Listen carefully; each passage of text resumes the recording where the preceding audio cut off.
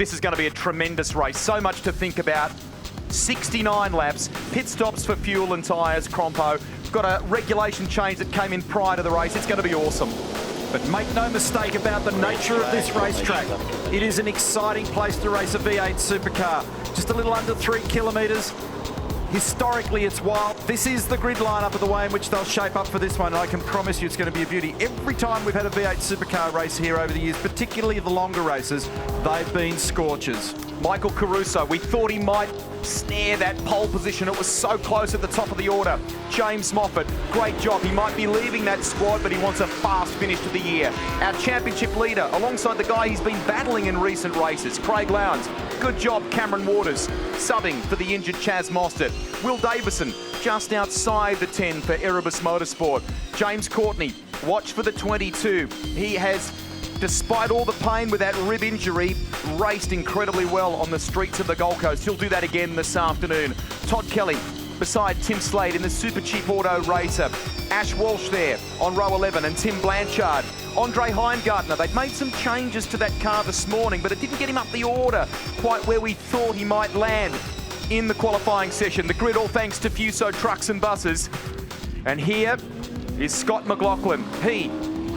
You could talk to Shane Van Gisbergen and hear the same story yesterday. Every time Van Gisbergen made a pass as he went from 13th to 5th in race 29, the crowd erupted and it spurred him on to the next one.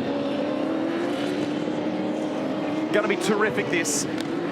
Beautiful clear skies, warm end of spring conditions at Pukekohe Park, and it's been like that every day. Join the conversation. Let us know who you think will win the prized Jason Richards Memorial Trophy this afternoon. Whincup, who's on the front row, has one hand on it, but David Reynolds is very close. It's a very fast racing lap round here with an average speed of about 170 kilometres an hour. The top 10 separated by just 0.3 of a second. Look at the crowd reaction, cheering on their favourites in preparation. Very high risk of safety car intervention. Big chance we'll see the Lexus RCF tour at the head of the field. Threats all around this racetrack. If you make a little mistake, it can have consequences. There will be strategy undercuts. Going down a lap when you pit, when and how long you pit and how you flip your fuel around and how you take the 120 litres, that's going to be key as well. But in the end, it's also going to be all about pace. Well, the crowd is already on their feet down here. They were on their feet as Scott McLaughlin came over the hill. They cheered when he got pole position, and they will be cheering every single lap that this guy in the Volvo leads this race. A podium yesterday, but a win is what he wants. We're at Trans-Tasman Sport. Lots of love on this side of the ditch for it, just as there is in Australia. Nice to be with you wherever you're watching right around the world. Race 30 of 36 in the 2015 Championship, the final instalment of the ITM 500 Auckland. And we are go. Good start by Jamie Whincup. And he may get ahead of Scott McLaughlin. He will at turn one. Look at the fighting going on between the Nissan drivers in the background there. Caruso, James Moffat trying to sneak up the inside with Shane Van Gisbergen. It is on there. Brake lock up. One of the HRT cars. And a Pepsi Max Ford has gone wide. Cameron Waters, somehow he avoids contact with the rest of the field. Wild start to this one. Crazy start that involved both Nissans. James Moffat and Michael Caruso got together early in the game. Lowndes was a victim in that one point. Moffat down the inside here is having trouble stopping, and indeed so is his teammate Michael Caruso, who's carrying a little bit of damage as a result of their contact. You need eyes everywhere at the moment. Look at Coulthard trying to put a move on Pye. Cam Waters was lucky to sneak down the inside there and not get clean bowled and all that as well. Van Gisbergen is hustling. He is up into position 8 here. Good job by Jamie Whincup. He leads them from Scott McLaughlin. David Reynolds ahead of Scott Pye, who qualified third. Don't write off the DJR Team Penske racer just yet. They have their eyes on a podium, and they are getting very close to delivering there. Coulthard is fifth. Nice job, Jamie Whincup, in all that flurry. Nissan Motorsport preparing for Caruso. Whincup's got a gap, managed the start very well. He's got half a second on McLaughlin. Look at that angry pack. Here's the damage on James's car. that's unlikely to be allowed to continue in that condition. So it may in fact be James that they're preparing for rather than Michael, though we saw a shot of his right rear corner on car number 23. Didn't look terribly handsome either.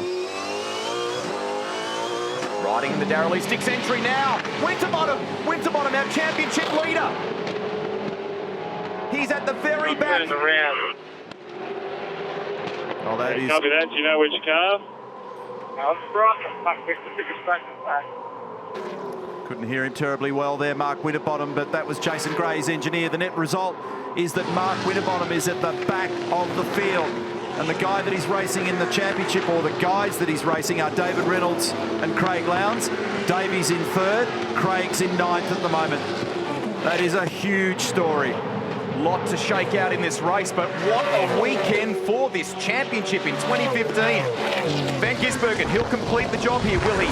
On Moffat. Moffat not really wanting to let go of the spot, but the Kiwi moves by.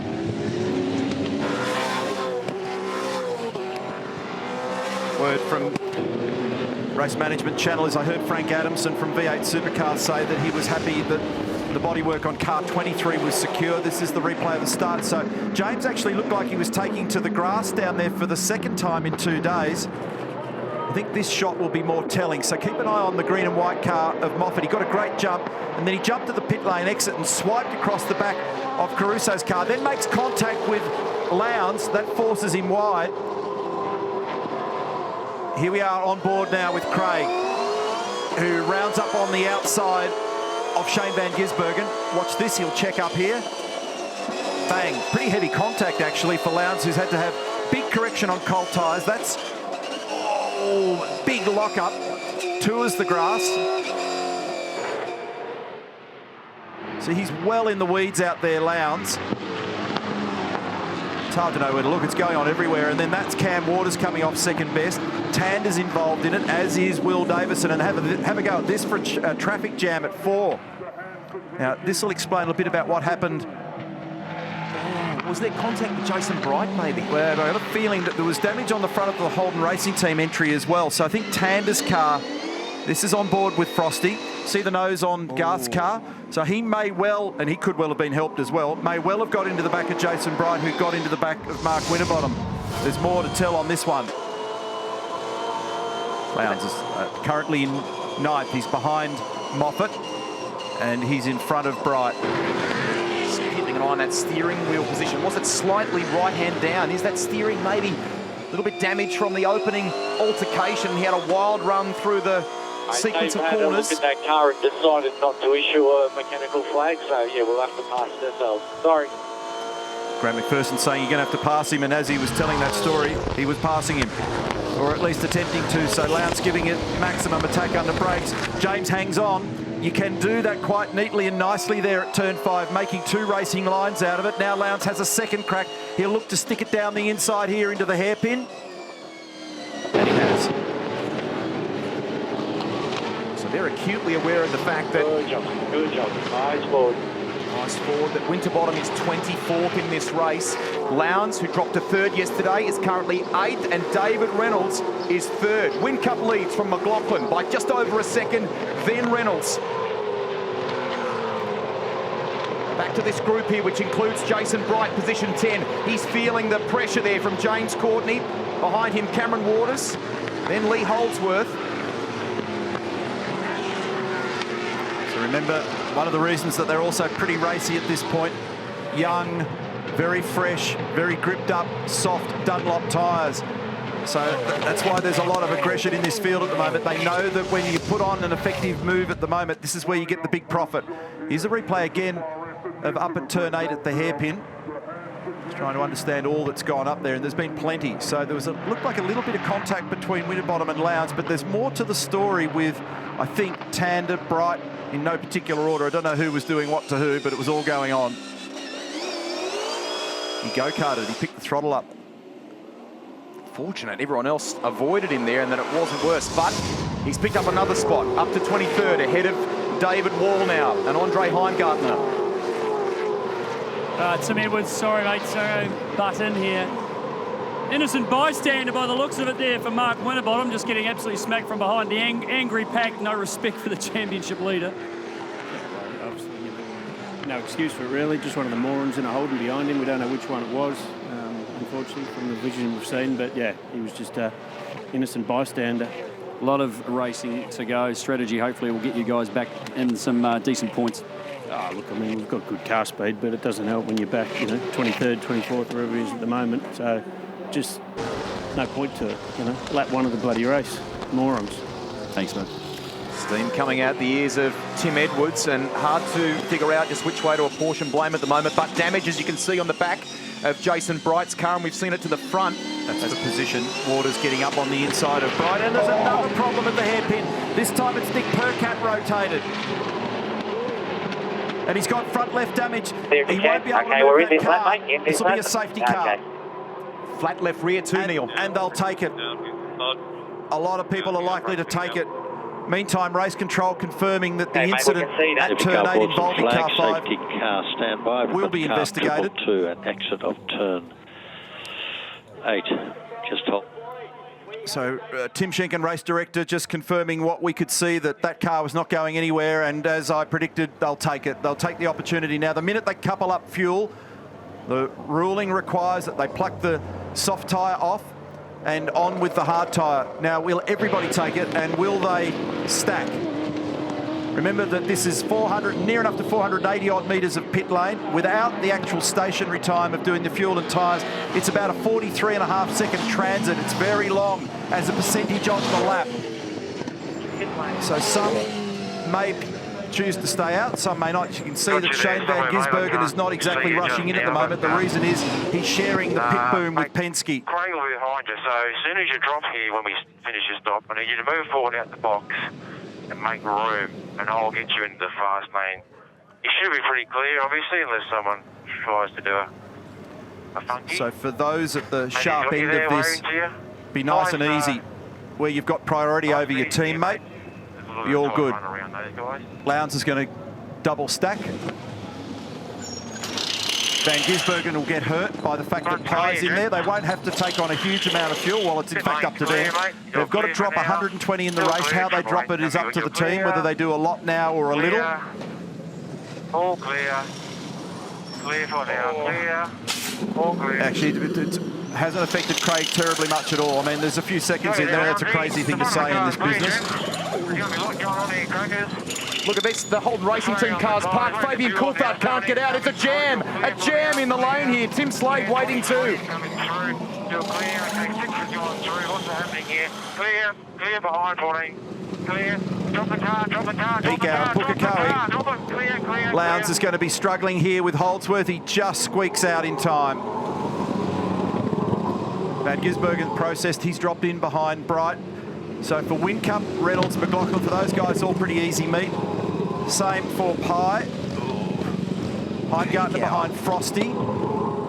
So some teams will have taken the opportunity to fiddle the amount of fuel that they drop. Remember, the tank capacity, usable fuel is 110 litres. The rule requires that you drop 120 over the course of the race. There will be another stop, but you can alter the way in which you drop that relative to each stop and those that you are racing looking for track position.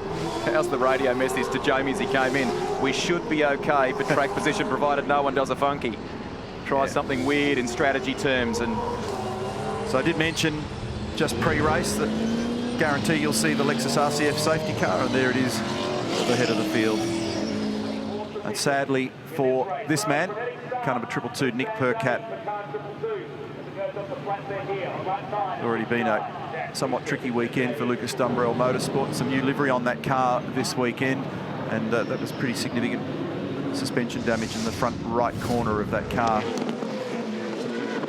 It was just slightly off camera to the right there. So the other car involved was Todd Kelly, but there were a couple of other players behind. You can see that it affected Tim Slade and Rick Kelly as well, and then you can see the damage. So Rick was into the back of Nick, but I don't know why.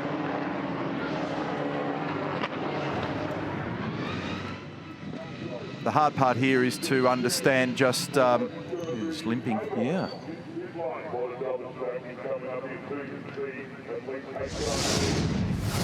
limp, we're told, not from that incident. Here's Scott Sinclair at Nissan. Yeah, so best of his guys at the moment. Caruso in 5th. Cam Waters has stepped up the order here as well, so he's in 6th position. So let's just refresh for you. Whincup, Reynolds, McLaughlin, Pye, Caruso, Waters, Courtney, Coulthard, Lowndes, Holdsworth.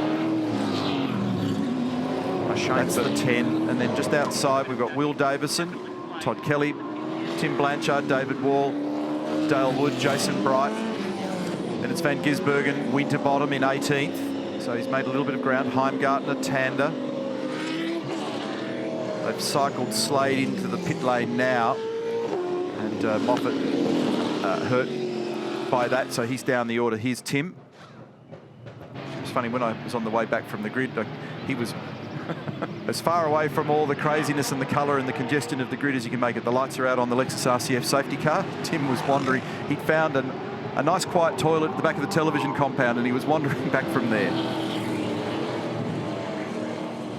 Let's clarify here how Reynolds in that battle with McLaughlin fared as they exited pit lane. So watch all the congestion here. Lowndes waits momentarily. Whincup gone. Reynolds out ahead of the 33. And that's set to go racing once again. Whincup leads the field. These are the two battling for the Jason Richards Memorial Trophy after a good day for both of them on Saturday. Everybody now on a cold, hard tyre. Near enough to cold.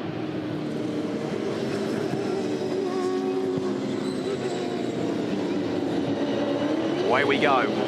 Whincup will control the field. Green flag waves at that point. He gets on the loud pedal and gets a car length or two over Reynolds. McLaughlin trying to stay with that car 55 as close as he can. The Kiwi get back in front of him. Pye is 4th and Caruso. Good job, Cameron Waters holding down, as Neil said, 6th position in that Pepsi Max Ford. His teammate Mark Winterbottom, our series leader, is up to 18th.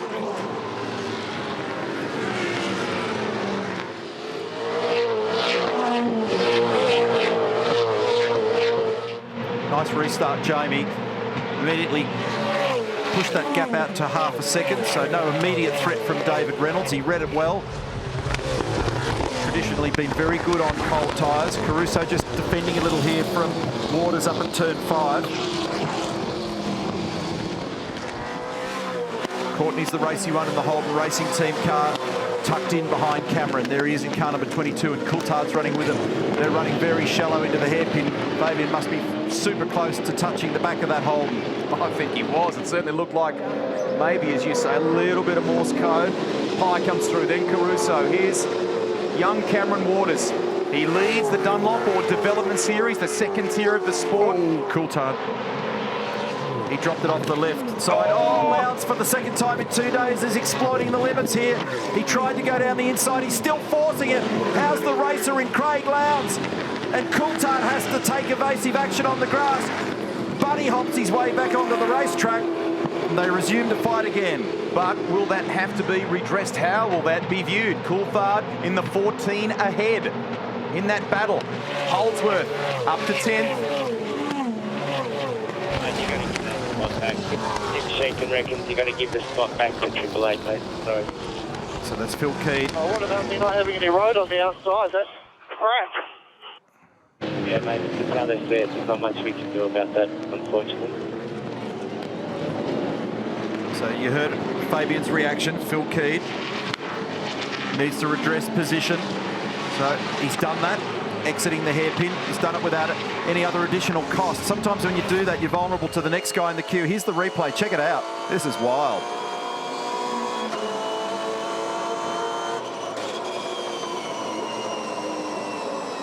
Oh. Both of them are at the limit of control. Lowndes was skating sideways through turn 1. Started out with a fair old squeeze as well. So Fabian's escorted him right across the road. Craig's in the pit lane exit, and you just can't get through turn 1 at that point and have any grip surety at all. Here it is from Fabian's viewpoint.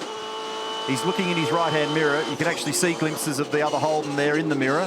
Here it is. There's nothing in the way of grip out there. Watch the way it leaps over the curve here. Bang! There's a bit of instantaneous load. Some crack checking required next week.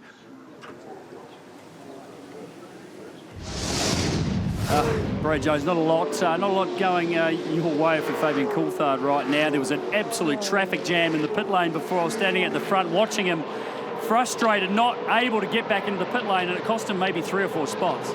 Yeah, look, Garth buried himself down under the backup righties car, which started our problem. So car 8's, struggling for rear downforce. Then he blocked us in here, and Courtney's car was dropping fuel, and Fabian had a moment at the top of the hill, and I thought that call with him having to readdress was a bit hard. They're both running out of room, and they're racing pretty hard. So, we can't take a trick at the moment, so hopefully we'll get a bit better. Thanks, mate. No worries. Brad feels aggrieved, and so did Fabian Coulthard on the radio. He felt he was pushed wide out into the dirty stuff and felt hard done by. So, but that's the way it goes. They've made the call to readdress. It's been done. Craig Lowndes at the moment holds down 8th, Coulthard 9th, and after injuring his toe on the streets of the Gold Coast, Nick Percat limps back to the lane. Feel for those guys. He was doing very well, he and Oliver Gavin, in that final race. Look at Gizzy. So he's got a big race going on here with Dale Wood, and that's for position. He's moved up a spot into 16th. Just been also looking at strategy, and we saw those images before of Tim Slade, the Super Chief, hold in the lane. So he came in the first time and had to double stack, but they brought him back in the second time. It only got another little squirt of about 3 or 4 litres of fuel, but what they're trying to do there, knowing the sort of things that were learned from the Gold Coast, is that by taking that additional stop, they shorten up their next fill by a second or 2. Sometimes it can make a difference. Mark Winterbottom, championship leader, trying to move by Dale Wood. The car 21 holds down 17th place at the moment. Shane Van Gisbergen ahead of them. The race is being led by Whincup, 1.4 over Reynolds, and Scott McLaughlin third.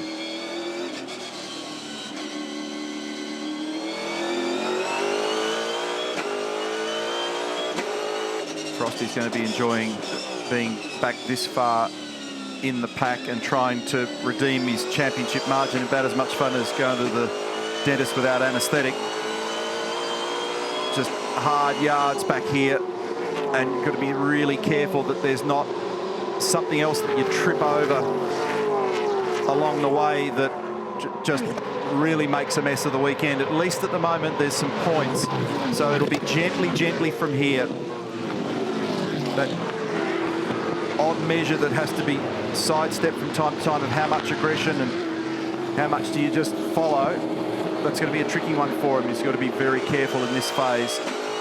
More points available in the single race today. It's 150 maximum. Yesterday, 2 75-point maximum races. So when it's split into 2 yesterday and you have a little whoops, it doesn't, the invoice isn't as big when it goes wrong, but today it's got to get a solid points haul. Dale in car 21's not giving that up easily. Here's our second place man. Good job in the stops. He's ahead of the pole sitter now, Scott McLaughlin. Let's do a lap here with David Reynolds, and we'll take on board a bit of the telemetry for you as well. Enjoy Pukekohe Park. Great driver's track.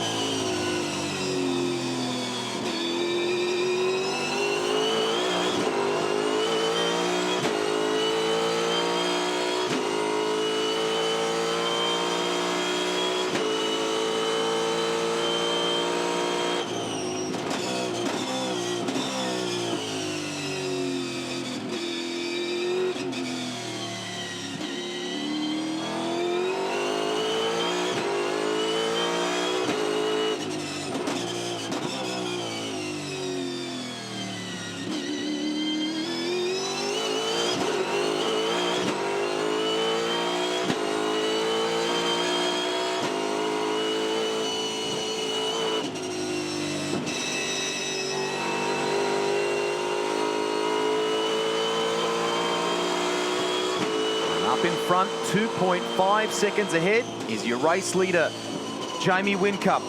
Fastest lap of the race belongs to Whincup as well, a 1:03.279. Big lock up here for Caruso into 5. Big chance that there's a mark on that tyre, and while that was going on and distracting our eye, that's Craig Lowndes skating underneath James Courtney for position 7. Back to Andre Heimgartner, the Super Black racer, in position 20, being chased by James Moffat with that repaired car 99, the Nissan Altima. Scotty Sinclair, 4 cars in the field. You guys are never far away from some action somewhere, eh? I mean, the 99 and the 23 getting together right at the start, and not the way you want the race to start. Absolutely, and then 15 and 7 got caught up with that Percat incident as well. So Rick's wobbling around with a bent steering arm at the back there, and James had to fix some damage. So Michael's still in amongst it in 5th, which is good. But yeah, we've certainly seen our fair share of action in the first 17 laps. The debrief at Nismo this week, it could be an interesting one. Yeah, well, James put his hand up and said, you know, he was sorry for that. He obviously got a blinder, and you know, Michael, yeah. Anyway, we all saw it. Cheers, mate. Barry, hey, the luck is just not going your team's way currently. It's just not happening. Like some weekends, no matter what you do, everything falls in your lap, and other days, no matter how you do it, and it happens to everybody. That's just how motorsport is. But trick this weekend, and just everything's happening. Obviously, Nick's got a foot drama now, which is a roll-on from Indy. So he actually got out of the car in Indy, and he was sort of, you know, heat stroke, and actually ran into the boom and busted his foot. But because he was heat stroke, he's been laying down all week, and he didn't know, and we didn't know. So he had shots in it this morning, and then he couldn't feel his foot on the brake pedal. So this just finished it off. I'm just glad that the whole weekend's been a write-off instead of just good bits and bad bits. All right, well, we look forward to seeing you at Phillip Island. I can't wait. You got no idea. Thanks, Barry. Thank you. I think he chose his words a little better today. He was pretty wound up yesterday. Here's Moffat, and he's moving ahead of Heimgartner here. Tim Slade keeping the pressure on the young Kiwi as well for Super Black Racing. And behind them, Ash Walsh. So James is in 20th position here at the moment. Andre 21, Slade 22 with that extra stop. Now, this was going on as well, and while the interviews were processing, and David Reynolds not able to stop in car number 55, the Botlow Racing Ford Falcon, so he has to take the short chute down there and through that chicane. And Andre Heimgartner in the grass down here between turns 3 and 4. Remember, I said to you at the very start of the race, just the nature of this racetrack invites mistakes. It's a tricky racetrack. It's hard to drive hard around here and stay committed for lap after lap. And there's going to be people all over you, as you're seeing here, a lot of evidence of it. More bits and pieces flying left, right and centre. Winterbottom and Tander. They're in the battle for the World Championship for 18th at the moment. Frosty stayed ahead of him.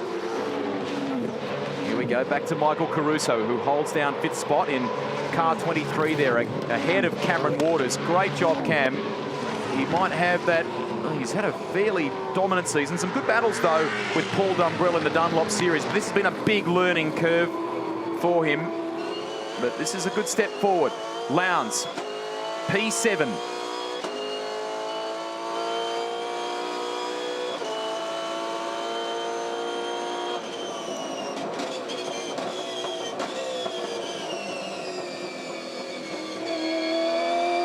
Love the way that he had a crack there on the front straight before and snuck up the inside of Fabian Coulthard. For most of us, if you were confronted with an incident like yesterday, that would be hard. Lowndes straight back to racing mode and straight up the inside of Cameron Waters for spot number 6.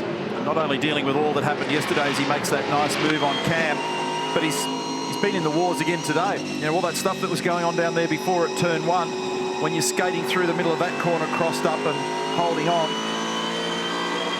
That's not a pleasant afternoon in the office.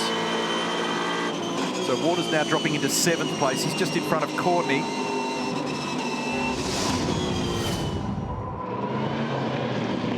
Meantime here, this is Mark Winterbottom. Yeah, and Dale Wood. Bit of rat-a-tat-tat involved in that one as well.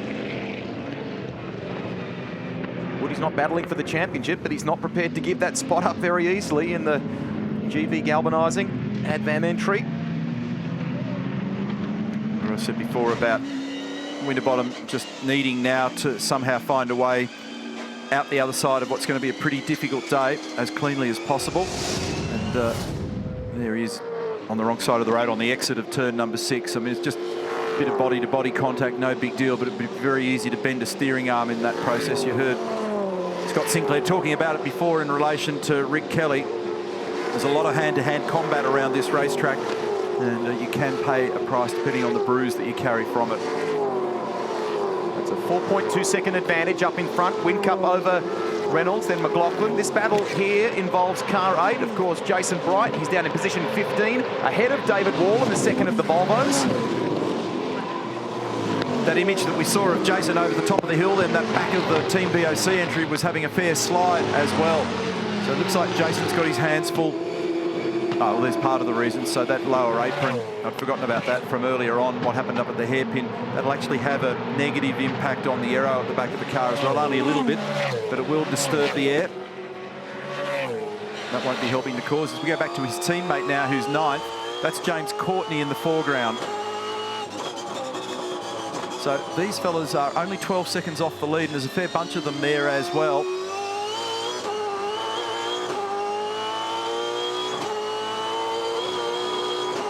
Had some big oversteer at about this point of the track in practice this morning, Fabian Coulthard, and particularly out of turn 8 this weekend, and sometimes out of turn 4 coming onto the back straight. Man, did it get some wheel spin, car 14.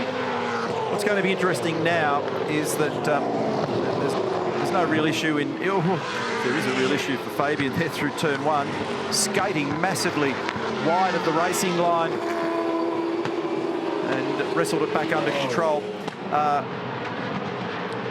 Just how everybody plays the tyre game from here as well is going to be really critical to the story. We're only on lap 24 of 69. We've seen a lot of action in the first 24 laps of this race.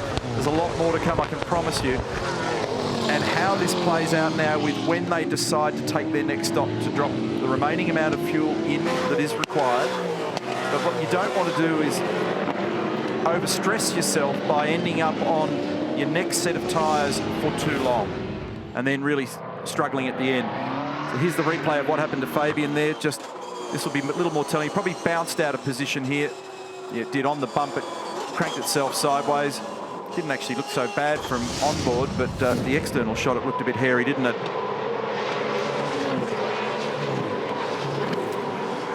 Just Mark Dutton's just talking to the crew, having a chat probably about when what their next move as far as strategy goes. I'll touch him on the shoulder.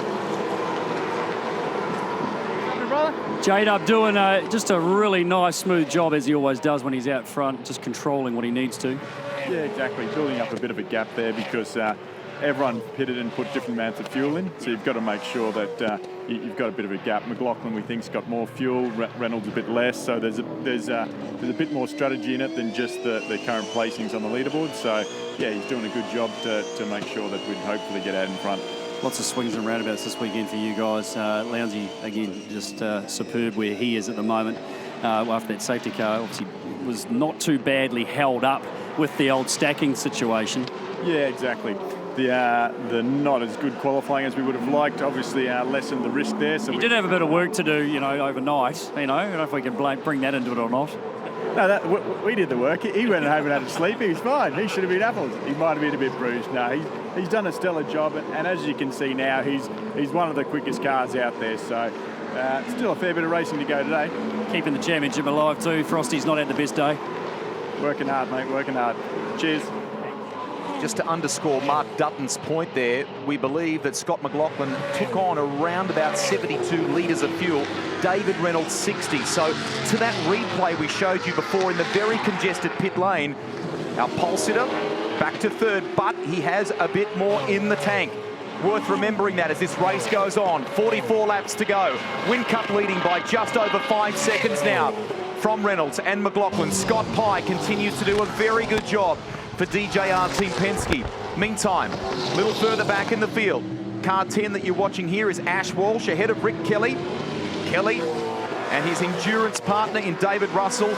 Brilliant performance at the Gold Coast to bring that car home and finish on the podium.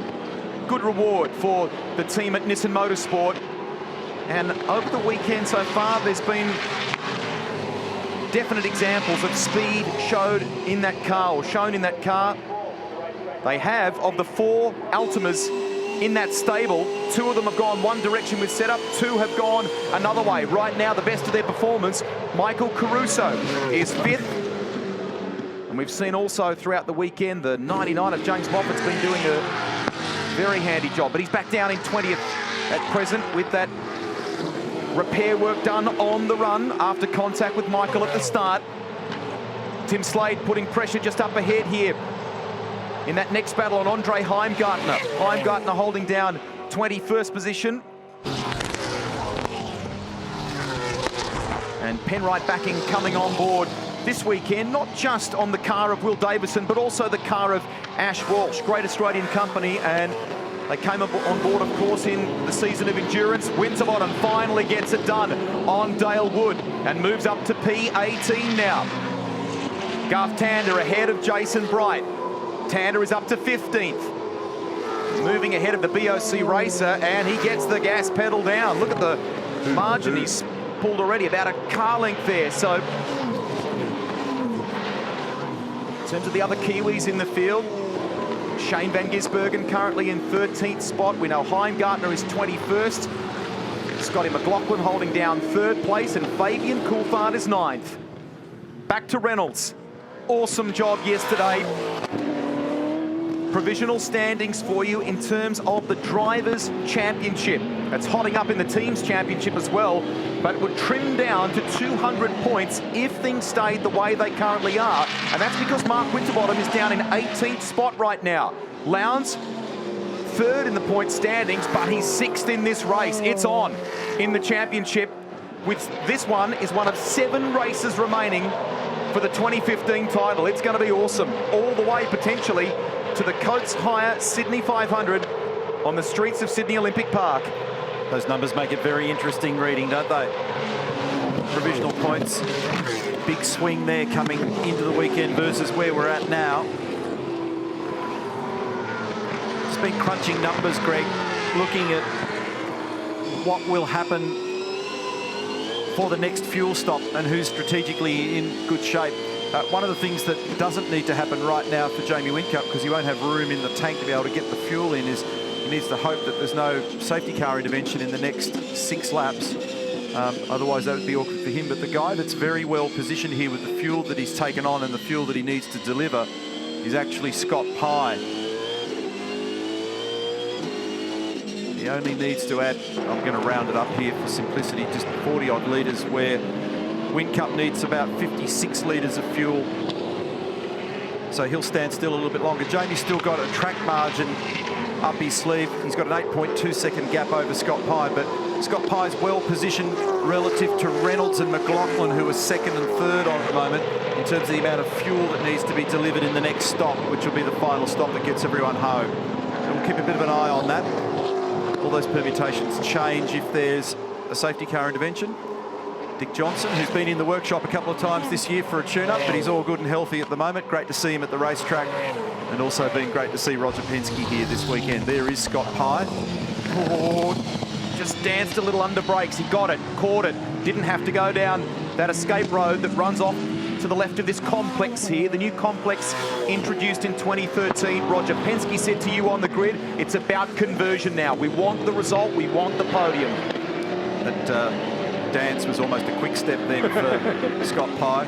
That was about, certainly wasn't a slow waltz. That was about as close as he dared to bowling one here. So here we go, back to Mark Winterbottom. So he's just having a shocker at the moment, trying to battle all these guys around him. He eventually gets David Wall on the inside here, up at the hairpin. Won't have too many straight panels left on that at the end of the weekend. Mark Winterbottom, he's up to 17th now, so he's tucked in behind Jason Bright. There they are. Now, we're not sure who it was that affected that turn for Frosty down at 8 earlier in the race. Was it the HRT entry or Bright? You can see the damage to Bright's car. Yeah. And he's sliding big time in that car. I mentioned it before, and then I attributed... Traffic, so do your best, thanks.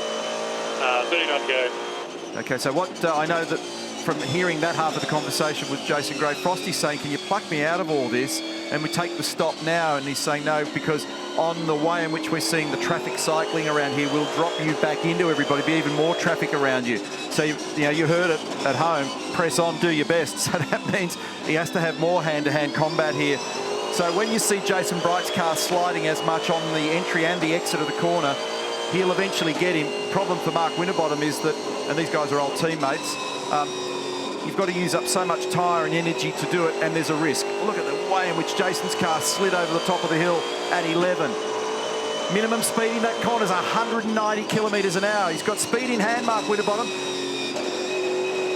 I'm starting to sweat up just thinking about driving car number 8 at the moment. Jason Bright is earning the dollars today. That car, he's got his hands full, and Frosty can't get involved in a skirmish here. If it was Bright before, no time for a square up. Because Jason's done so much racing for so long, I'd be curious to see whether or not he throws up the sword here for a fight or just yields. No, he's gone for the latter.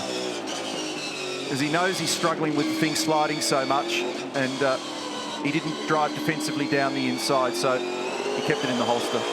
I don't know whether swords belong in holsters, but that'll do. Winterbottom moves to P16. This is a replay before of just how busy it was for Bright at 1. That's where my palms went tingly and went, whoa, because that's a pretty wild little ride there for Jason Bright. It skips sideways over the bump as the grip's reducing in that car and the tyres get older. He's busy. Now, James Moffat's come into the pit as well in car number 99, Farrison Industries Nissan Altima. Gary Rogers, that was a really intense moment while just about every single car came into the pit lane. Scott McLaughlin was held up just slightly in that period while everyone was double stacking and dropped behind Dave Reynolds. Yeah, I mean, look, it happens occasionally. There's still a long way to go, though, Rihanna. I mean, tyres will come into play a little bit later, but you hate to lose them like that. But just do it and get back out there and keep going. Just the way it goes sometimes. Here in New Zealand, Scott McLaughlin, people are calling him the Prince of Pukekohe. Do you feel that he's under a little bit of pressure to perform here? No, look, he's pretty level-headed. Look, he enjoys the moment, and why wouldn't you? I mean, he's okay. I don't know that he's a prince, though. If he is, I want to see his money, right? We all do. Thanks, Gary. Don't mess with Popeye. Exactly. Love that shirt. Now, remember, Scotty McLaughlin, as Neil detailed before, did take on a little more fuel relative to David Reynolds. Just confirming, mate, we're going to drop the car a turn in the stop, drop the rear a turn. That means they're looking for drive, better drive. So this is Todd Kelly roaring in here. Big lock up to get the speed under control at that line. He wants it to be at 40 Ks. He's murdered some tyres in the process.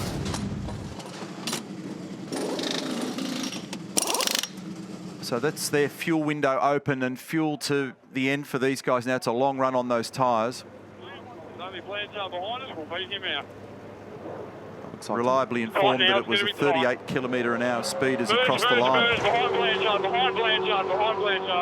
I think it's behind Blanchard.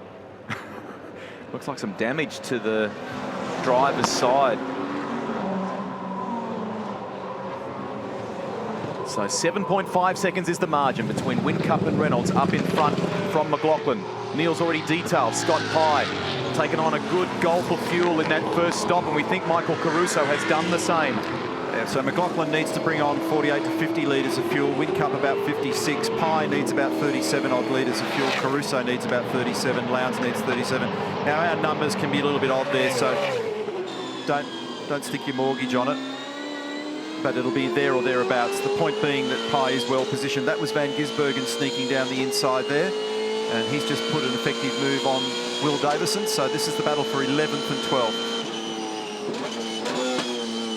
All he needed in quali, Shane Van Gisbergen, I didn't get to talk to him on the grid, but I had it in the back of my head for the conversation, was a mere 0.19. That's all it was between where he qualified, which was down in 8th, and the front of the grid. Tim Slade. This is actually stop number 3 for him. Remember, they stuck a little bit of additional fuel in a quick stop after the safety car intervention. Ooh,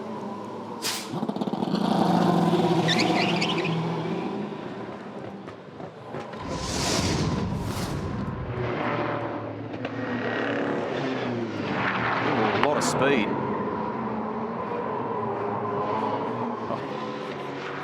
40 k's an hour is the limit, and I don't know that the following Erebus entry could see much of Tim Slade up in front.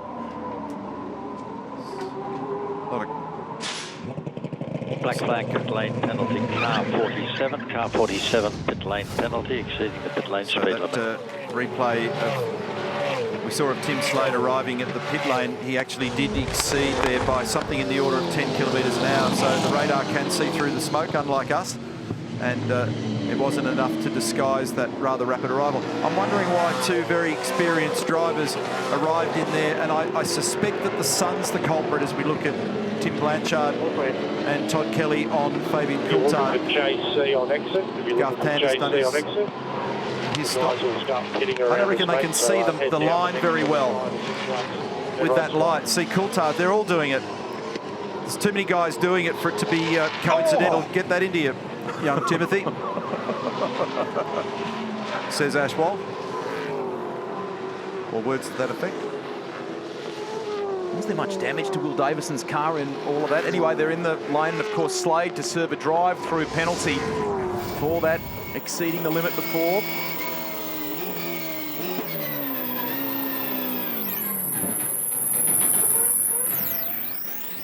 The irony in that is that when you get the bump, you might exceed again.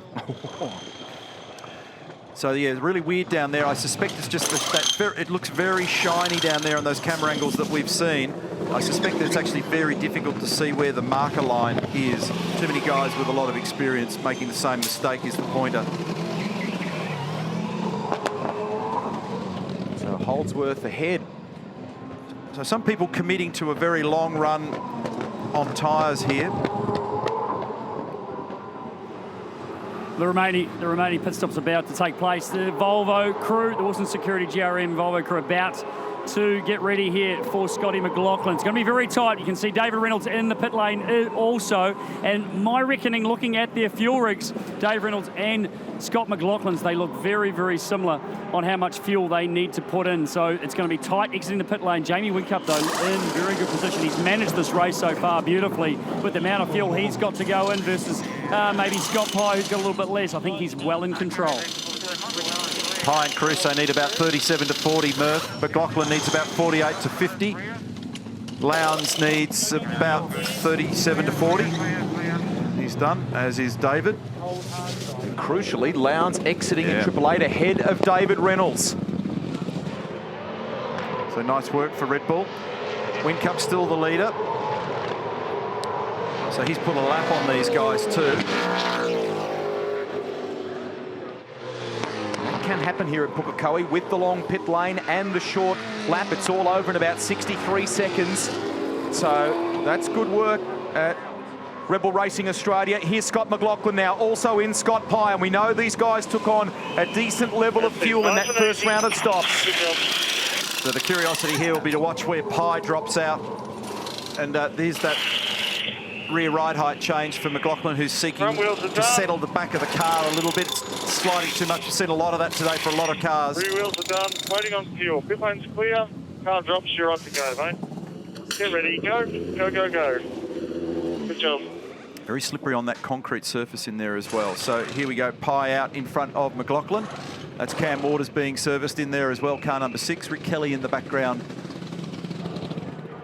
Massive stuff by Red Bull Racing Australia to get that little leapfrog in the lane. Lowndes already out running wide on the top turn there, but he's ahead of David Reynolds. Scott Pye looks like rejoining ahead of Craig Lowndes. Awesome stuff by DJRT Penske. He's behind. I thought he may have just snuck out in front.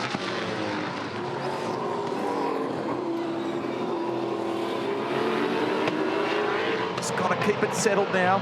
Caruso and Van Gisbergen have come into the lane as well from second and third. Hold position.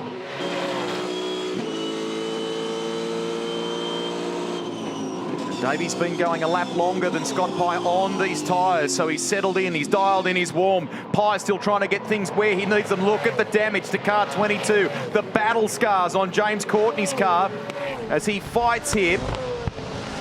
Garth Tander behind him, Cam Waters to the left. He's going to run with him, Garth.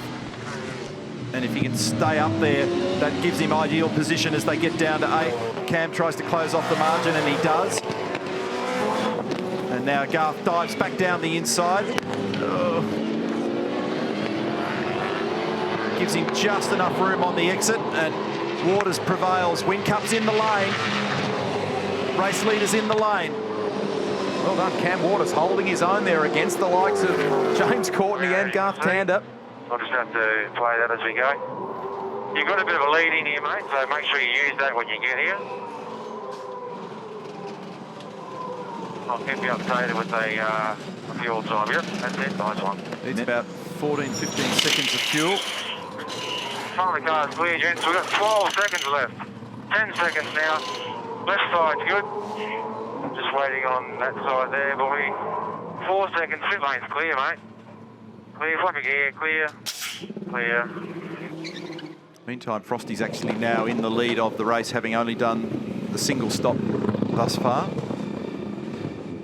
Jamie was ultra relaxed in the post sprint race press conference yesterday, doing some gags with David Reynolds. It's almost like he's forgotten about the championship, but he does want to win this Jason Richards Memorial Trophy. There's the critical gap between Jamie and his teammate Craig Lowndes, then Scott Pye. And I heard Scott McLaughlin ask the question in the background, what happened there before? So he's in behind Michael Caruso now as well. So Winterbottom's got 30 seconds on Whincup, but only one stop. So the highest in the queue with 2 stops to his name is Jamie Whincup from Craig Lowndes, then Scott Pye, David Reynolds, Michael Caruso, Scott McLaughlin, Fabian Coulthard, Lee Holdsworth, James Courtney. That's your 10. What a story. Yesterday, this car was in the fence, a mammoth rebuild overnight. He started 10th. Lowndes is effectively second at the moment. As we continue to look at this battle that unfolded before. Courtney versus Waters. Priority is making sure tyres are at the end. Okay. He might be the youngster on the rise in this sport, Cam Waters, but he wasn't afraid, didn't fear those 2 guys, Courtney and Tander. As I said, Lowndes effectively second from grid position 10 in that rebuilt car which crashed and hit the wall here yesterday. Unbelievable story. Right down the inside of the championship leader.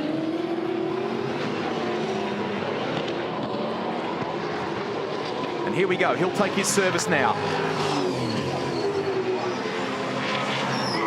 He's having a battle to stop there as well.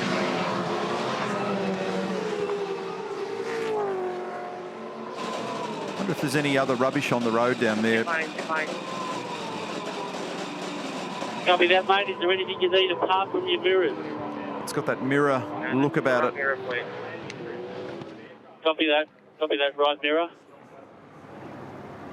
Copy that right mirror. It's a long, long tour down this lane. It's about 43, 44 seconds, plus the time it takes to refuel. The wheels and tyres are the easy part. Remember, they're 20 kilos, these wheels. The minimum weight of the gun is 4 kilos. And the boys throw them on and off with ease. Coming up on 6 seconds. Come on, boys. Tear off. And 2, clear passenger side mirror adjustment. Go, go, go, go, go. Very efficiently managed. Nicely done. That leaves Whincup in the lead. See them coming through here now, so where will he pop out? Somewhere near the bottom end of the teens here. 17, I think, behind James Moffat. So a 3.7 second margin was we effectively now know that Whincup at the top from his teammate Craig Lowndes. Scott Pye staring potentially at a podium finish with the captain Roger Penske here.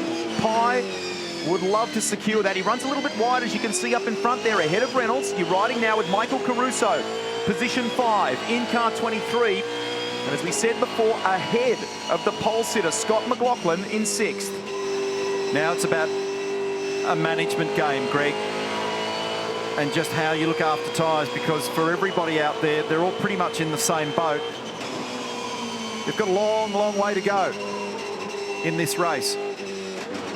It's a lively racetrack, and when they get towards the end of this little tour, with 25 laps remaining from here, which is longer than yesterday's 21-lap super sprint races, they will be skating at the end of it. And depending on how you use those tyres and how bright you are in the way in which you manage the anti-roll bars and how much aggression and how hard you push in this early phase will depend on what sort of firepower you've got towards the end. Ryan Story, we never want to speak too early in this game because we know that anything can happen, but Scott Pye currently in a brilliant position for your team. He's doing well. We had good pit strategy then. Our stops were great, so we're pretty excited, but still a long way to go. He's got to look after his tyres. He's got to keep the car straight, and yeah, he's doing a good job so far. We're pretty pleased. It would be just fantastic to grab your first, or to grab Scott Pye's first podium when Mr. Roger Penske is in town. Well, look, we want to perform whenever Roger's in town, and we need to do justice to his name. So to have a good showing here this weekend in front of him is a hell of an achievement, given when he was last out in Perth, didn't quite go to plan. Well, we have our fingers crossed for you. Thanks, Rihanna. Cheers. Thank you. If you discount yesterday's little kerfuffle about the whole business of whether he's fourth or he's fifth, Scotty reckons he's fourth, but the results say he's fifth. He's had a couple of fourth placings previously. The last one of those was last year, race 25 of the Championship at Queensland Raceway. So, as I said to him at the start of the race on the grid in the pre-race interview, ideally positioned, he qualified in third. He's in third at the moment, and it could be career best for him. Here's a good battle. A couple of hard heads here. Garth Tander versus Shane Van Gisbergen. This is 11th and 12th. Garth has had remarkable consistency and performance in the 200k races. Shane did everything in his power then to try and get that thing stopped without actually locking up and making a mistake. The hard tyre's a little less forgiving in that regard than the soft tyre. It's easy to break its threshold. Once it does lock, it's difficult to unlock as Gisbergen now goes down the inside. So well done, Shane. Awesome move on the eyes forward now, mate. Eyes forward. It's Jeff Slater on the extreme right-hand end of that bench next to Steve Hallam. That was a good job. He did it cleanly. Shout out as well behind them. It was good distance behind them there, but in 13th, I should say, in car 3, Tim Blanchard. LD Motorsport's not had a great weekend with Nick Percat, and I know that's not as high as the result Tim Blanchard and Carl Reindler enjoyed at the Sandown 500. That's a pretty good result on balance for Tim Blanchard at the moment to be in position number 13.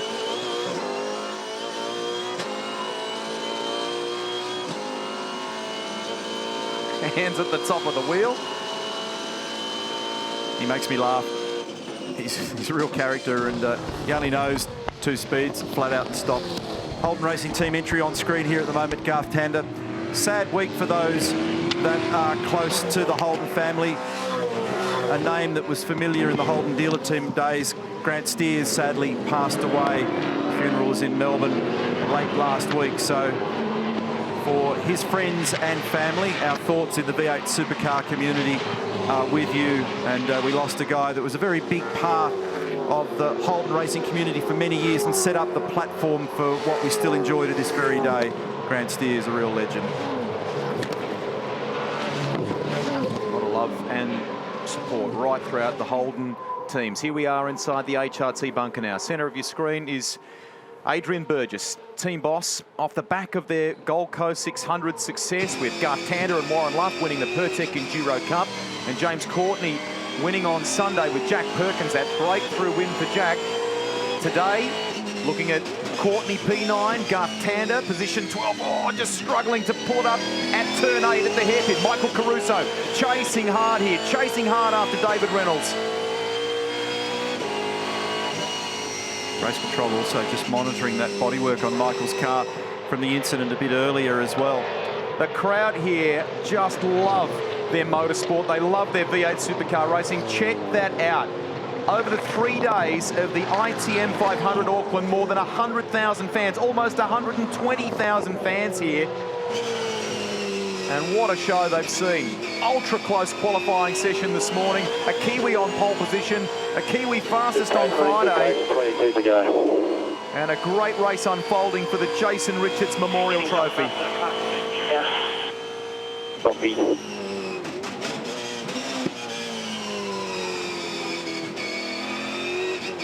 Looks like David's just having a little struggle there in the Botlow entry as well. And just as I say that, Michael himself's doing a fair bit of sliding. These are still relatively young tyres at the moment. He'll be incentivised by the Green Falcon just in front of him at the moment, which will tend to make him push a little bit harder.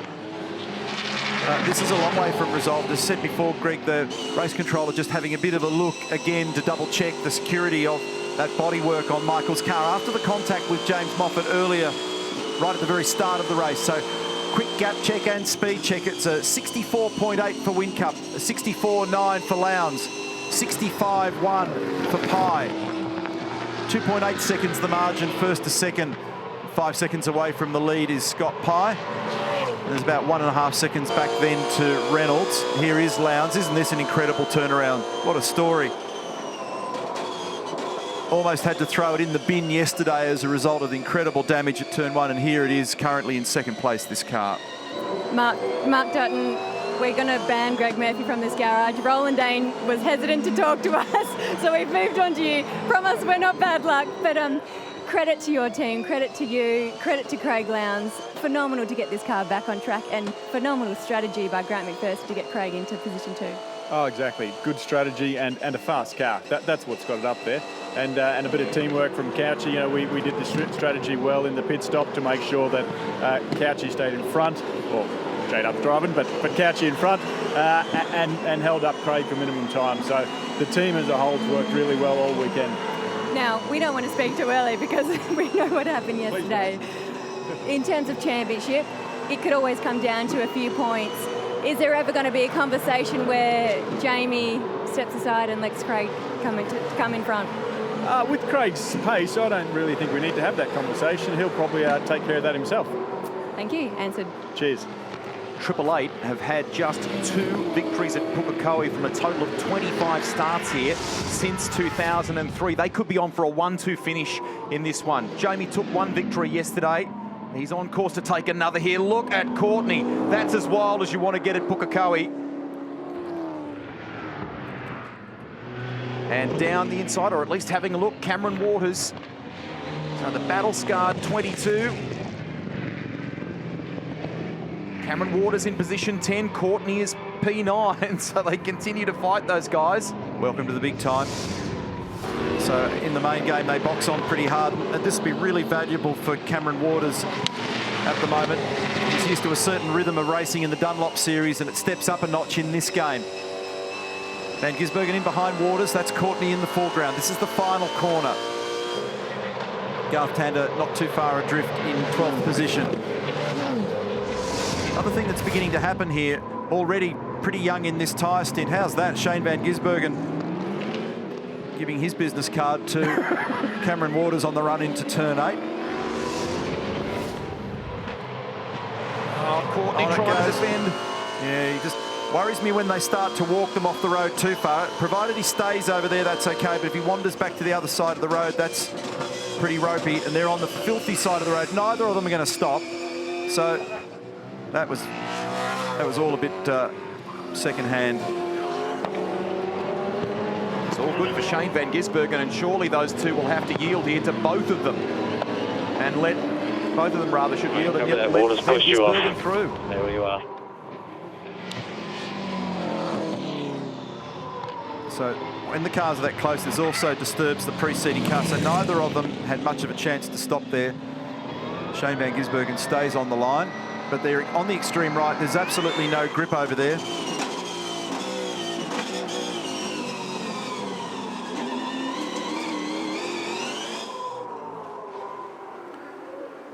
Adam De Bore, centre of screen, team principal Tim Edwards, co-owner Rusty French in the background. Meantime, Craig Lowndes, 2.9 seconds from his teammate. There he is exiting the hairpin. Sure whether race control will have a view on that one about what happened down there. If you're Shane Van Gisbergen, you would probably fairly think that what happened with the preceding cars, Courtney and Waters, is out of order. Look how close it is in the battle for second at the moment. Only a point in it, Reynolds to Lowndes as things currently stand. Frosty's got a little bit back here. It was around about 200 points earlier in the race, and that's because Mark's now up to 15th place. He's just moved ahead of Will Davison to 15th spot in this race.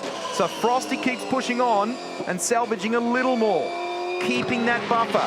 2 rounds to go. We're off to the WD-40 Phillip Island Super Sprint next, and then of course it all finishes on the streets of Sydney Olympic Park.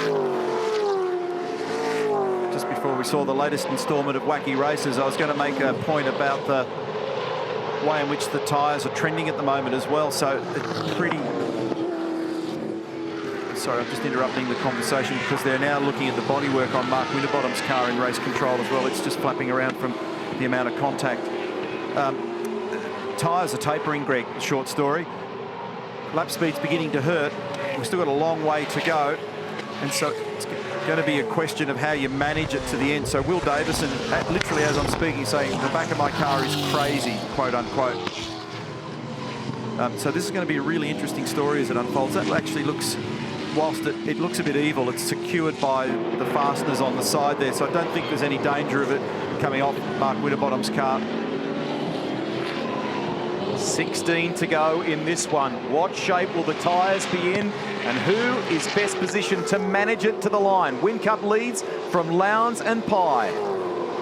Nick Percat back in the garage, foot rested up, but we understand this injury wasn't from this incident, it's from the Gold Coast. Yeah, I think pretty sure it was Sunday at the Gold Coast. Fractured a couple bones in my foot, so it was all right Friday. It was the first time I really used it since the Gold Coast, and then woke up this morning about 3 a.m. in a massive amount of pain, and taught myself to left foot brake at the start of that race, and it was actually going really well. The car was awesome, and obviously the car's quite good. Blanchie's doing a good job in 13th, and I was just settling in, kind of relearning how to drive left foot braking, and then actually passed Todd at turn 5.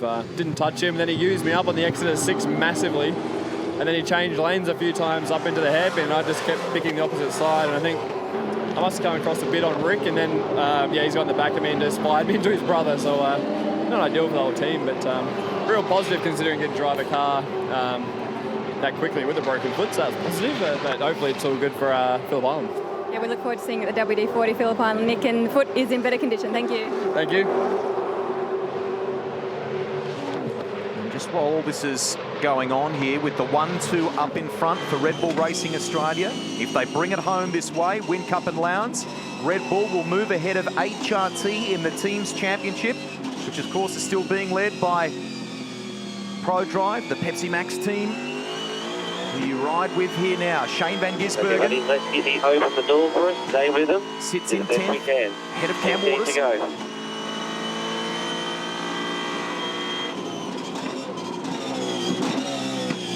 Having a bit of a struggle at the moment, Cam Waters. He's being encouraged by Adam. I think those rear tyres may have seen better days for him. And the guy that he next needs to worry about is Garth Tander. And they've just encouraged Garth Tander to have a crack. That was Courtney battling to pull up down there at the hairpin. For Van Gisbergen, we saw it yesterday as well. He doesn't mind using the higher line there. This is Heimgartner versus Walsh at the final corner. Super Black Racing Ford Falcon. And Ash sprint cars it over the top of the hill. Back to Waters. It's only 0.4 of a second, so right in his rear bumper at the moment. 0.4 of a second gap back to Garth Tander. So they were informing Garth, I'll use their words, he's a shot duck, so go after him. It's a very highly technical business, isn't it? So there they are, those 4 cars locked in combat. Courtney, Van Gisbergen, Waters and Tander. 9, 10, 11 and 12. Looked like Van Gisbergen got good drive out of turn 4. Car 97 at the moment. Up in the 10. Darrell Lee entry looks in reasonable shape. Whincup leads by 2.9 over Lowndes.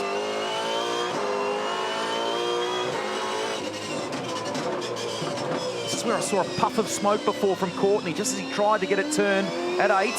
And Gisbergen closes a little more again. He's under big pressure there. The reason why he locked up on that previous lap is that Shane's very quick into there, so it's an area of great strength in the Techno Autosports entry.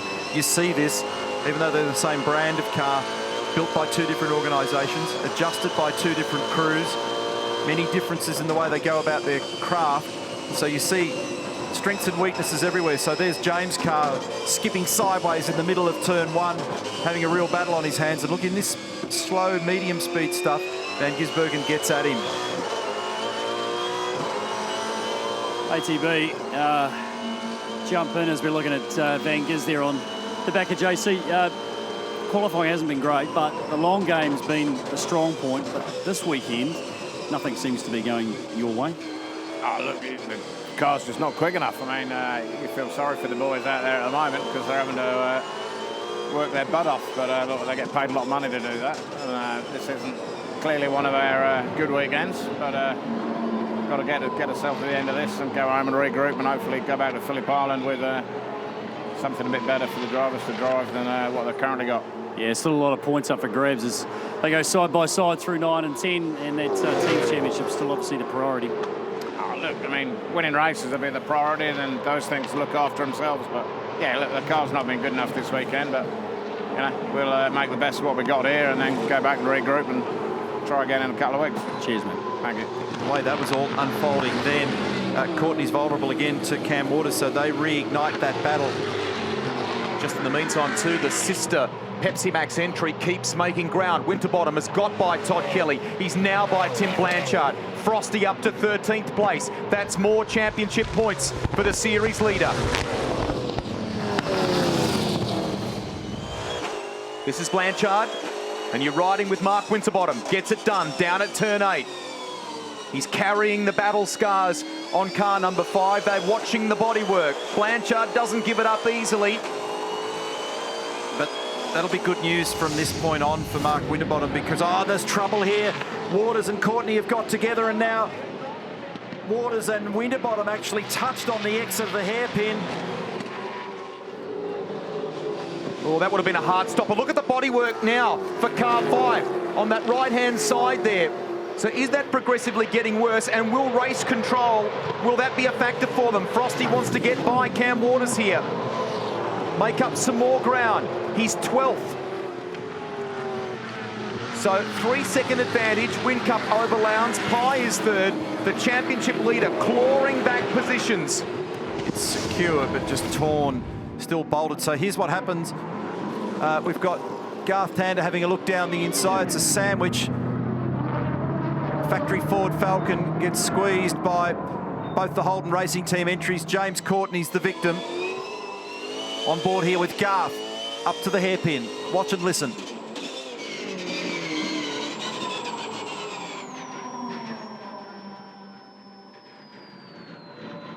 So delays the 3 of those guys. That brings Mark Winterbottom into the picture. And he's ahead of Cam Waters now. There's Frosty, and I was after he'd gone past Blanchard, so that'll be good because there's an air gap and he'll use it well. And these guys, the 3 of them, just in this awkward moment, have gifted him a pile of space. Mark Winterbottom, he's up to 11th. So little bits of bodywork being damaged here. But when he came back on for Waters, we missed it, but Waters and Frosty actually got together there in those next few seconds. Only lightly a big moment there for Winterbottom as well. Catches it out of 4, keeps it together. Have a go. Have a go. He is doing that. Mark Winterbottom eyeing a spot in the top 10. The man who has it ahead of him, Garth Tander, in position 10. There's a lot to look at down this order at the moment, but while all this is going on, and there's plenty of it, it's 3.1 seconds Whincup over Lowndes. So Red Bull really using this for profit at the moment. So here it is again, but what I want to see out the other side of this is the Pepsi Max crew cars making light contact as well. Lucky didn't take the wing off the back of James's car. Then watch this as it went on. So Frosty actually grabs the brake, and do they touch? Maybe not. Gee, it was close though. So watch this. So that actually nudged the rear wing end plate on James's car. It was lucky it didn't break it. And there it is from the other angle. So Mark Winterbottom had to grab the brake, which is not normally a place where you'd be touching the brake pedal on that car. It's all battered and bruised, but he's in 11th place. All of these things represent, all of these manoeuvres at the moment represent points for the championship leader. Cam's race control. So we've got Whincup over Lowndes, Red Bull Racing, Holden Commodores 1 and 2. Pye still safely in 3rd here. Reynolds has drifted a little bit from the back of Pye. Then it's Caruso. Scott McLaughlin's got a car that's skating around a fair bit at the moment. I've heard him on the radio, so I suspect those tyres may have seen better days. Then Coulthard, Holdsworth. Haven't seen a lot of lead, but he's done a great job to be inside the top 10. Then Van Gisbergen, Tander, Winterbottom, Waters. Awesome. Only a point between Reynolds and Lowndes still, but again, little bit of space. Winterbottom versus Reynolds. 2 events left in this championship. Phillip Island and Sydney. I'm comfortable that car 5 will be okay to the end of this race. You see Winterbottom's car there looking off the rear bumper of Garth's car through the first turn, just bouncing massively in the rear And this is because the grip's going further away as well. Black flag, pit lane drive-through penalty, car 6, pit lane drive-through penalty, car 6, driving infringement. So Cam Waters is going to be penalised, and there's the reaction at Pro Drive.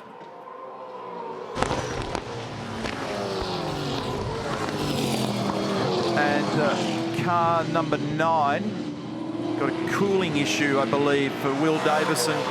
So I think Will's in strife there at the moment with the Erebus entry. So lots going on out there. Drive-through penalty for Cam Waters. And we've got an issue, I believe, with car number 9. Reaction once again at Pro Drive. They're not happy about it.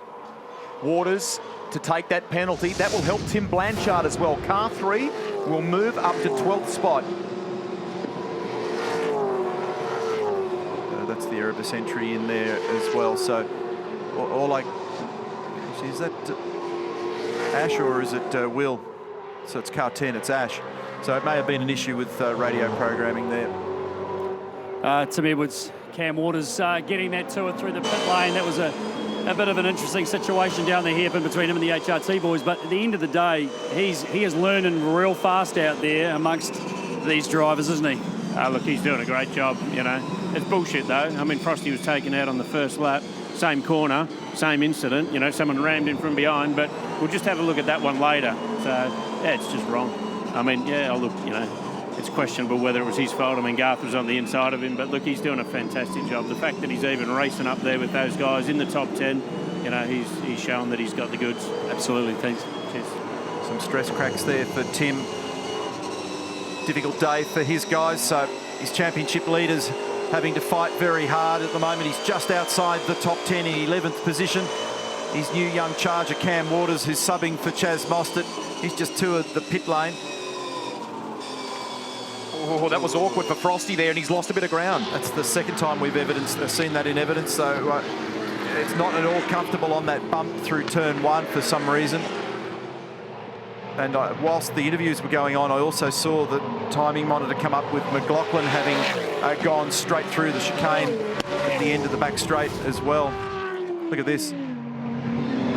Just bounced itself out of position there and then onto the dirty side of the racetrack for Mark Winterbottom. There was a shot in the background there also of Will Davison. So I wonder whether both cars, in fact, have got a coolant issue at Erebus. He was touring around pretty slowly. So anyway, it's not been a good day. Whincup, 3.6 seconds over Lowndes. They're nicely in stride at the moment. Just to answer your question about the Erebus entry, Ash Walsh came in for his second pit stop. They needed to fill up the radiator with coolant. He's got a small hole in his radiator. They believe it was a small stone that has caused that, but that was earlier in the race. Sorry, it's probably that issue has reignited later on in this race. Thanks, Rihanna.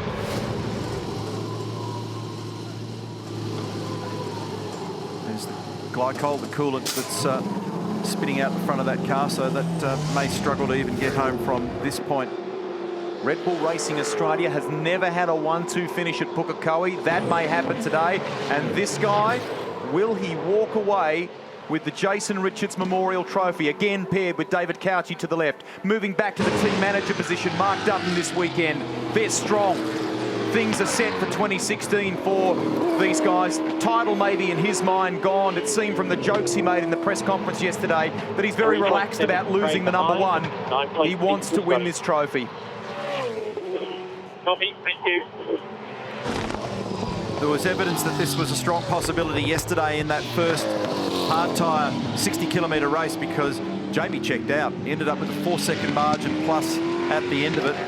And he looked very strong on those tyres from the minute the boys jumped away from the gate. So it's just been business as usual for him. And to that strategy call there that the boys were talking about before, for car number 888 for Craig Lowndes, qualified in 10th and now to be racing up into 2nd position and potentially on for a podium. That is a great performance. And they managed that double stacking very well down there. They had a little bit of a gap to Jamie, which helped that cause. And some of the others didn't fare well in their processing through pit lane. It helped, but very efficient planning and execution by Red Bull. We miss JR, but the trophy is a special one in this sport, and that's great to see that Jamie Whincup is on top at the moment. It looks like being the 3rd different winner of the Jason Richards Memorial Trophy. And here is Roger Penske to the right, Dick Johnson to the left. Both enormously successful in motor racing. Roger in NASCAR, IndyCar, so many forms of motor racing.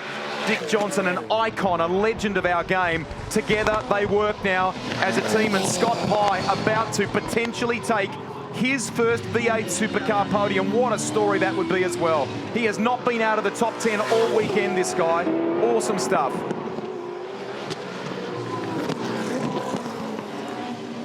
Reynolds fighting Michael Caruso here as well. Caruso looking strong toward the end of this race. He's certainly kept this pressure on for a number of laps now. There you go, the progression at the bottom there. Reynolds, of course, in a close fight for second in the Drivers' Championship with Craig Lowndes, who gets some points back today. That Bottle Racing entry just slid all the way through the final corner there. Brad Busherson, his engineer. Tim Blanchard's gone straight ahead at the end of the back straight as well in 12th position. That was a pretty wild moment there for David Reynolds. He can't afford for too much of that to go on because Michael is right there to pounce. So they've all managed to just tippy-toe these tyres through to the end. They have steadied a little bit in their pace in the last couple of laps. And there's Whincup down the inside of Heimgartner. Ahead by nearly 4 seconds now over Lowndes. There's Lowndes in the background there. Feel for Heimgartner of the Kiwis. We thought he'd have a good weekend here in that Super Black Racing entry. He's down in 21st at the moment. You see Jamie's hands then. So his left hand just cruised up to about the 12 o'clock position at the top of the steering wheel. There was very little evidence of any seesawing. Same deal here down at turn 1, just turns it in, kisses the apex. This is the sort of stuff that we saw an awful lot of en route to all those championships, all those race victories. Last lap, mate, 4.0 to go behind. Some of that kind of rhythm and success has been a bit elusive this year, but he's back in stride for this one. Saw that heartfelt handshake yesterday from Roland Dane to David Cauchi. Yes, it's been a tough season of endurance along the way for this particular car, but has he bounced back this weekend? First victory for the car they debuted at the Sandown 500 yesterday. He's about to take his second win of the weekend, and in doing so, career win in V8 Supercar, number 94 for Jamie Whincup. Red Bull Racing Australia, it's a 1-2 finish at the ITM 500, and Whincup will win the Jason Richards Memorial Trophy. 1-2, nice. I feel like we're back. Unbelievable story for Lowndes to come back from that yesterday. Incredible work by the team, and Pye on the podium for DJR Team Penske. Super stuff. Thank you.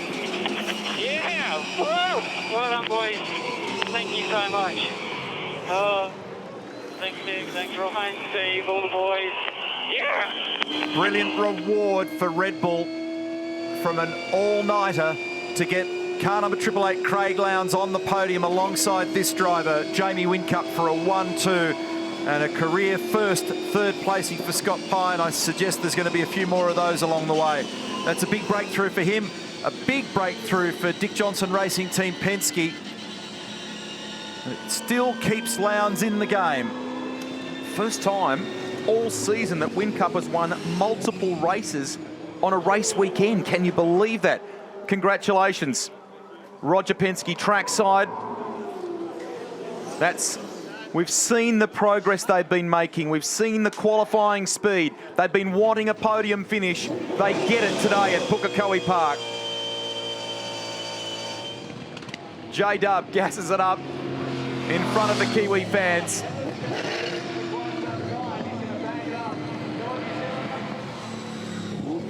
Awesome performance by Lowndes, just to come back from that yesterday. The bleary-eyed crew who've had hardly any sleep to repair that car with a little bit of help from a smash repair business just down the road here at Pukekohe, and to finish second, to give Red Bull a 1-2 finish. Just mega.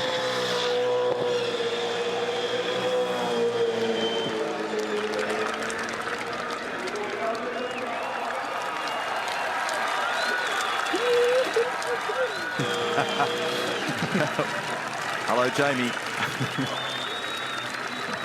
Look at that. Oh dear.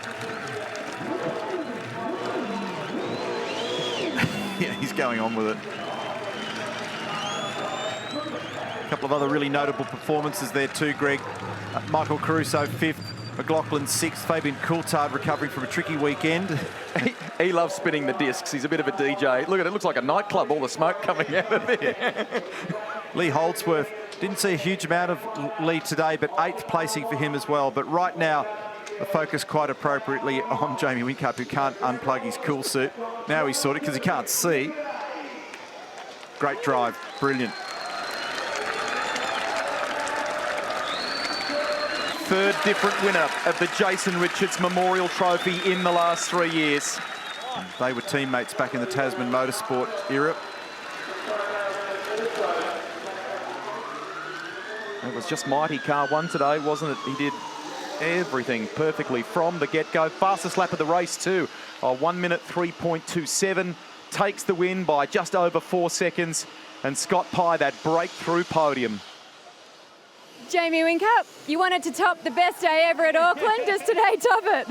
I think it does. I think it does. I'd be lying if I said there wasn't a little bit of emotion there on the last few laps. Obviously, teammate of JR's and haven't really won anything this year. So it's nice to come away from 2015 at least with one of the bigger prizes of the year, and that's the Jason Richards Memorial Trophy.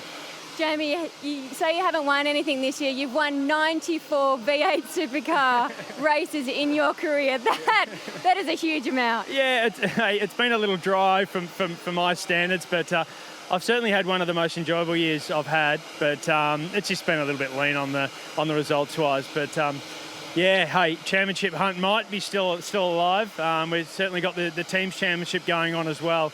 So a 1-2 then is certainly helps towards that. Congratulations, Jamie. You said on the radio, I feel like I'm back. You are back this weekend, and congratulations on the Jason Richards Memorial Trophy. Enjoy that podium. Thank you. Cheers. Thanks. Craig Lowndes, this is just the return of all returns. That car was in pieces last night. What a way to bounce back, to be on the podium today. Congratulations. Oh, I don't think you need to be congratulating me. I think it's the team that you need to congratulate. They did an all-nighter, and it's very rare that you get a car that's completely stripped apart, put back together, and it runs faultlessly. It's when I drove it out this morning in the practice floor, it's they radioed straight away. Is there any vibrations? Is there anything wrong with the car? And there was nothing wrong. We didn't quite get qualifying right, but we got the race right, and I think that we had a great battle chasing Jamie. He's just to deserve, obviously, that winning. Both cars were running extremely strong, so credit to him. And obviously a credit that he gets to Jason Richards. Pretty fitting that he spent some time with him as well. So, but to the crowd here at Pukekohe, it's been amazing. It really has. It's didn't get our win, but at least we're on the podium. What a way to reward your team and reward the boys at Brian Roberts, I believe, down the road. Congratulations, Craig. Yeah, thank you. It's great to be able to use their facilities, and thanks to all those guys down there. But as I said, it's a credit to everyone at Red Bull Racing. I know they're tired guys, but it's the only way we can give something back to them. So congratulations to them. The championship fight is well and truly still alive. Scott Pye, DJR, Team Penske, your very first V8 Supercars podium here at the ITM Auckland 500. Well done. Yeah, it felt like it was just never going to come. It's, it's third today, and I'm sure for the boys, we're not going to be disappointed with that. And you get beaten by these guys, it's okay for now, but we're coming, and that's fantastic. It's a great time to put on a show for me and everyone here. But yeah, no, I'm wrapped. I can't stop smiling. Perfect time to put on a show when the captain, Mr. Roger Penske, is in town. Yeah, exactly. I think he's happy. It's a big turnaround in 8 months from when he last came to the track at Barbagallo. We were nowhere, and yeah, that was fun. I'm enjoying driving this race car, and I'm excited about what the future's got for us. Enjoy that podium, Scott. Awesome, thank you. Just quickly grab Frosty. Mate, I think they'd probably call that one a character-building kind of day. Considering where you were very early in the race, facing the wrong direction and last, that's a pretty good comeback. Yeah, it's you're in the pack, and it looks like Bridie got hit by Courtney and turned me around. But yeah, anyway, you just knuckled down then to try and get through. You're praying for safety cars, and they just wouldn't come. So car was good. I'm disappointed. I thought we had pretty good pace on the hard tyre then. So yeah, anyway, you just get down the back. The worst part's racing, Dale Wood and those guys. They're just absolutely out of control. But anyway, it is what it is. And we got back to 11th, and I think we've lost 18 points for the weekend. So as a whole, as it feels bad, we actually come out better than what we could have because of Craig's misfortune yesterday. So anyway, go home, see the kids, give them a cuddle, rough them up a bit and then go to Phillip Island. Yeah, well, it's 2:39 over Dave, so, you know, it's still a decent little handy slice there, but, you know, it's just one of those weekends that you wonder what you have to do. Yeah, I normally go good here, and then the car just wasn't reacting to what I wanted, but in that race I actually was excited. I thought when I got on the hard tyre, although I was 23rd, and you don't get too excited about that, the car felt all right, so they said you're doing good laps, and I just kept pushing on, and, you know, ifs, buts, roundabouts, we ended up 11th, and a bit of damage, but not too bad. 2 weeks, another crack, mate. That's what we do. Cheers. Lots of wins in this championship in 2015. Maybe it's what he achieves on the difficult days that will pay dividends in the end. That was a very good drive by Mark Winterbottom. He was last at one point and finished just outside the top 10. It's a Red Bull Racing Australia 1-2. Scott Pye gets his first podium. David Reynolds, more valuable points in the title race, and it keeps he and Craig Lowndes in a close fight for second at the moment. There's Winterbottom. Well done to Tim Blanchard and LD Motorsport as well. Nick Percat may have bowed out of this race, but the second car, the Cool Drive entry, finishes just outside the 10. Podium good to go. Here's your MC, our man, Chad Naylon. It's time for the Race 30 podium here at the ITM 500 Auckland. In first place for Red Bull Racing Australia, Jamie Whincup. In second place for Red Bull Racing Australia, Craig Lowndes. And in third place for DJR Team Penske, Scott Pye. Representing our Castrol Edge winning team is David Couchy of Red Bull Racing Australia. The third place trophy comes from Clayton Timmo, Managing Director of Timmo's ITM.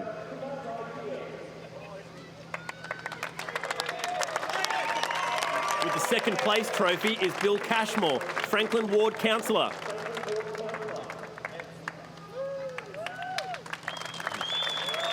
With the Castrol Edge winning team trophy is Grant Weck, Managing Director of Weck's ITM.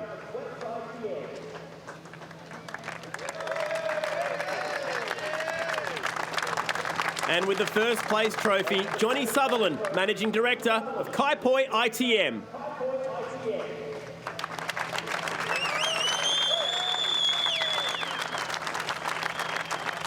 And now to present the Jason Richards Memorial Trophy to the driver with the most championship points over the ITM 500 Auckland weekend. The winner of the 2015 Jason Richards Memorial is Jamie Whincup. To present the trophy, Shane Howard, Chief Operating Officer of V8 Supercars. Ladies and gentlemen, the 2015 V8 Supercars ITM 500 Auckland Race 30 podium. Terrific stuff. So much to talk about there. Jamie and Jace Richards were teammates at Tasman Motorsport back in 2005. That, incidentally, is the 150th podium for the squad we now know as DJR Team Penske in Australian Touring Car Championship and V8 Supercars Championship history. And the championship standings, as you can see there, David Reynolds 4th today in the race, but it's his 17th straight top 10 result of the season, and he's finished top 4 in every race this weekend. This title fight is on. Frosty did minimise the damage, though, and that could be the champion drive. We'll see. 2 rounds still to come. It means a lot to him. Take a look at highlights of the final race of the weekend. The ITM 500 Auckland. Great start by Jamie Whincup, and he rounded up the pulse hitter going through the first turn. There was a bit going on there. Craig Lowndes ran wide. A couple of incidents here. Back in the pack, Cam Waters caught in the skirmish. Erebus entry goes for a tour through the grass, then makes contact with Garth Tander down the inside. James Moffat sporting the battle scars after a ripping start for Moff, and he made contact and battled away with his teammate in Michael Caruso. This was the championship leader. Can you believe it? It put him to last in the race. Winterbottom would fight back to finish this one in 11th spot. A foot injury that happened to Nick Percat on the Gold Coast meant that he was left foot braking in this race. He limped back to pit lane after that contact. Bit of double stacking. It didn't really hurt Craig Lowndes at this point in the race. Van Gisbergen came in. He would finish the race in 9th spot. They share a boom there too. Back to Craig Lowndes. unbelievable repair job on this car. And no, it had not stopped Craig Lowndes. It hadn't changed the way he attacked. He sneaks up the inside of Fabian Coulthard here, but they got a little ragged off the edge of the turn. Coulthard wasn't happy about having to redress that, and neither was Brad Jones or the team. Anyway, they pressed on. Frosty had some battle scars. Aboard car 5, Woody Dalewood wasn't prepared to give up the spot very easily. David Reynolds came in, took on some good fuel. Scott Pye, finally, all that work, they convert the speed to a podium finish today. Cam Waters, well, he stepped up from the Dunlop Series, and the competition obviously moves up a notch, but Cam fought hard today. He would cop a drive-through penalty for that one, and Tim Edwards was not happy about it. Neither were Pro Drive Racing Australia. They felt that was a tough call. Whincup heads to the line to secure Red Bull Racing Australia a 1-2 finish, their first 1-2 at Pookie, and he wins the Jason Richards Memorial Trophy. Special stuff. In the busy back end of the year, it's just a fortnight away. The WD-40 Phillip Island Super Sprint. We are going to ignite the Grand Prix track at the island.